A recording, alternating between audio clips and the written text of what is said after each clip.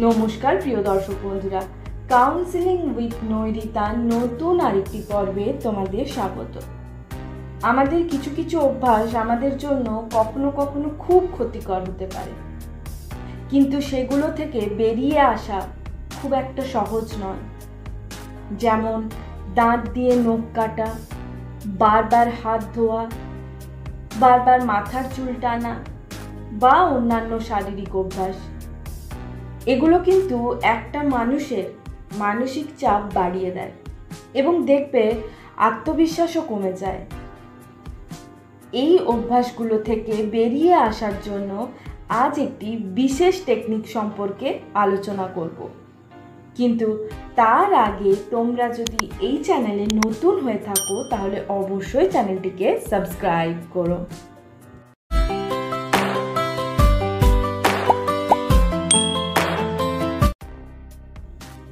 Habit reversal technique, যা তোমার জীবন বদলে দেবে। এই টেকনিকের মাধ্যমে তুমি তোমার বদ অভ্যাসগুলোকে পাল্টে ফেলতে পারবে। প্রথমে তুমি তোমার যে খারাপ অভ্যাসটি বদলাতে চাও তা খুঁজে বের করতে হবে। কোন পরিস্থিতিতে এটা শুরু হয় লক্ষ্য রাখো এবং এই বদ অভ্যাসটি করার আগে তোমার মধ্যে কী রকম শারীরিক বা মানসিক অনুভূতি হচ্ছে সেটা অনুভব করো। এরপর তোমার এই খারাপ অভ্যাসগুলোর পরিবর্তে একটা নতুন পজিটিভ বা ভালো অভ্যাস শুরু করতে হবে।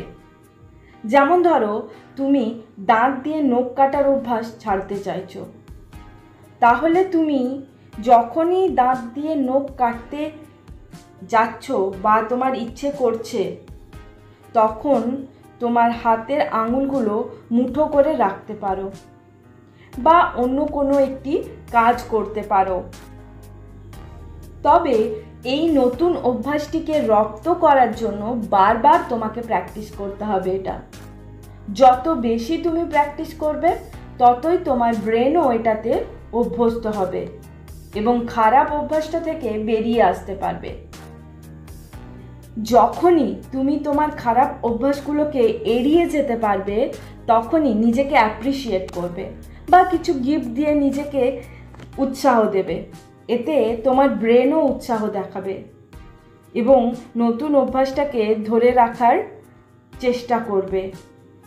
মনে রাখবে, যে কোনো অভ্যাস পরিবর্তন করতে সময় লাগে, সেই সময়টুকু নিজেকে দেওয়াটাই সবথেকে গুরুত্বপূর্ণ। যদি তুমি ধৈর্য ধরে প্রতিটি স্টেপ ফলো করো তবে অবশ্যই তুমি সফল হবে।